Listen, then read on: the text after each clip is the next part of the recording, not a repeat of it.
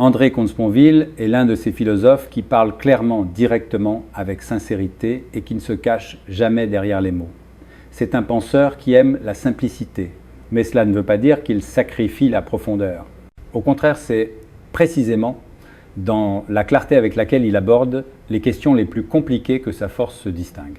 Il est né à Paris le 12 mars 1952, dans une famille marquée par des tensions émotionnelles.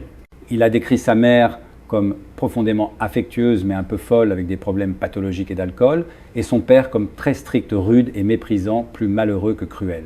Deux figures fragiles mais de façon opposée, et il se souvient qu'enfant, il ne pouvait tout simplement pas être heureux, parce que comme il le disait, un enfant qui aime ne peut pas être heureux si sa mère est malheureuse. Le milieu familial était instable, et pendant longtemps, il a porté le poids de cette souffrance en lui comme un héritage difficile à démêler. Mais avec le temps, il a appris à ne pas en rester prisonnier. Cela est devenu une idée centrale de sa philosophie, l'importance de ne pas être écrasé par le passé parce qu'on peut choisir de s'en libérer. Comme il le dit lui-même, je crois à la liberté, non au libre arbitre, mais à la possibilité de se libérer. Nous ne sommes pas déterminés par ce qui nous est arrivé. Nous pouvons transformer notre histoire, même sans croire à un libre arbitre absolu. Il ne pense pas que les êtres humains soient complètement libres, ni que vouloir changer suffise, mais il croit qu'il existe toujours une possibilité de libération. Et il l'a vécu lui-même. Pour lui, l'adolescence a été une évasion hors de la prison de l'enfance. Découvrir le monde, les relations, l'amour, le désir, ces choses-là, lui ont donné le sentiment d'être vivant. C'était comme sortir d'un tunnel sombre. Il se souvient très vivement du moment où, après avoir quitté une école primaire de garçons, il est entré au collège et a découvert l'existence des filles. Il le décrit ainsi, une révélation éblouissante dont, à vrai dire, je ne me suis jamais remis. Mais la vraie libération est arrivée quand il a commencé à penser par lui-même. La philosophie est devenue pour lui un outil d'émancipation intérieure bien avant d'être une carrière. Lire, réfléchir, comprendre, ce furent les premiers actes d'un jeune homme qui essayait de devenir quelque chose de plus que ce qu'il avait reçu en héritage. Il a fréquenté l'école normale supérieure et a obtenu l'agrégation, l'équivalent français d'un diplôme donnant pleine habilitation à enseigner. Puis il a commencé sa carrière académique. Pendant 24 ans, il a enseigné la philosophie d'abord dans les lycées, puis dans des écoles de formation d'enseignants, et enfin à l'université de Paris-Sorbonne. Mais à un certain moment, en 1998, il a quitté sa carrière universitaire. Il voulait écrire, parler et faire sortir la philosophie des cercles académiques vers la vie réelle, parmi les gens ordinaires au milieu des questions quotidiennes. Et c'est exactement ce qu'il a fait. Il a écrit des livres à la fois simples et profonds, publié régulièrement des articles pris part à des débats publics et s'est exprimé sur des questions sociales, morales et politiques. C'est un homme qui a traversé la souffrance, choisi la lucidité et qui cherche maintenant à partager avec quiconque veut l'entendre des outils de pensée et de libération. Il s'est fait connaître du grand public grâce à ses livres qui abordent avec une clarté désarmante des thèmes comme le bonheur, la spiritualité, sans religion, l'éthique, la mort et l'amour. Parmi ses œuvres les plus connues, on trouve Petit traité des grandes vertus, Le goût de vivre et l'esprit de l'athéisme.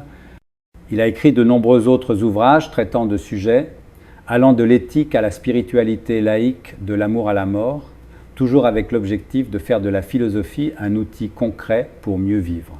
Bien qu'il ait été un communiste engagé pendant 10 ans, il se décrit aujourd'hui comme un libéral de gauche. Il participe au débat public en France et écrit chaque semaine pour le magazine Challenge. Il s'est marié 2 fois. La première fois à 30 ans avec une femme dont il s'est ensuite séparé. Depuis plus de 30 ans, il partage sa vie avec une autre compagne qu'il a décidé d'épouser seulement récemment à l'âge de 72 ans. Il a 3 enfants et a généralement gardé sa vie familiale privée. Il croit à l'amour, aux relations, à la réalité concrète des liens humains.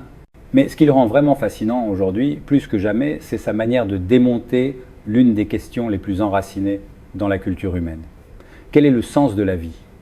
Non seulement il considère que c'est une mauvaise question, mais il l'appelle assez brutalement une question mal posée. Il cite même Freud qui, selon lui, a parfaitement saisi le point « Lorsque vous cherchez le sens de la vie, c'est que vous êtes déjà malade ». Ce qui veut dire qu'une personne qui va bien, une personne qui vit pleinement, n'a pas besoin de se demander ce que la vie signifie. Elle la vit déjà. C'est seulement quand quelque chose se brise, quand on se sent vide ou perdu, que la question du sens surgit. Comte Sponville ne nie pas que ce soit une question importante, mais il est très clair, elle est mal posée. Et il explique pourquoi en détail. Le problème, c'est que le mot sens a en réalité au moins 3 définitions différentes et que cela crée une confusion. Il peut signifier sensation, signification ou direction. Mais ce ne sont pas du tout la même chose. Demander quel est le sens de la vie peut vouloir dire quelle est sa signification, où va-t-elle, que ressens-je, mais ce sont des questions différentes et nous les emballons ensemble comme si c'en était une seule. Voilà pourquoi, selon lui, la profondeur apparente de la question ne cache rien d'autre qu'un grand désordre conceptuel. La notion de sens est confuse.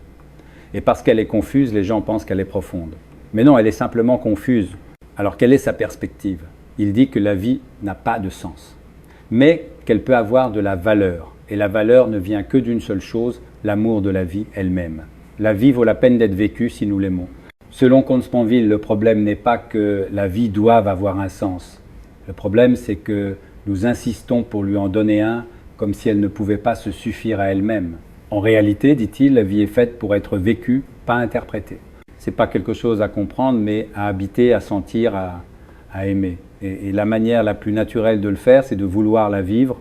Ici, il introduit un concept clé de la philosophie de Spinoza, le conatus, l'élan naturel, qui pousse tout être vivant à continuer d'exister, à persévérer dans son être, à ne pas mourir.